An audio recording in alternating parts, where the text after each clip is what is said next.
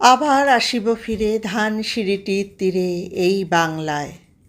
হয়তো মানুষ নয়, হয়তো বা শঙ্খচিল শালিকের বেশে, হয়তো ভোরের কাক হয়ে এই কার্তিকের নবান্নের দেশে কুয়াশার বুকে ভেসে একদিন আসিব এ কাঁঠাল ছায়ায়।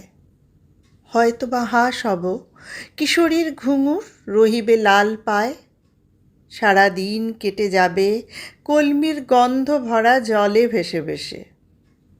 আবার আসিব আমি বাংলার নদী মাঠ ক্ষেত ভালোবেসে, জলাঙ্গির ঢেউয়ে ভেজা বাংলার এ সবুজ করুণ ডাঙায়।